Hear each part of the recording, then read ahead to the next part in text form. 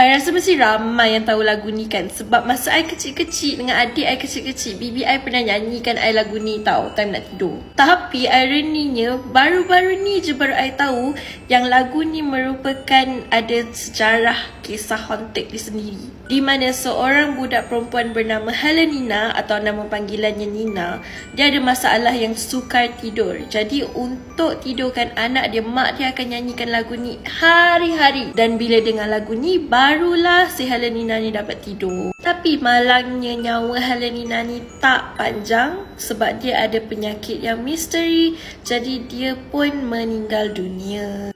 Dan di sinilah di mana perkara-perkara aneh mula terjadi. Ibu Helenina ni sangat terkesan dengan pemergian Helenina. Jadi hari-hari dia masih menyanyikan lagu tu. Ada sampai satu hari ni dia tak nyanyi lagu ni dah.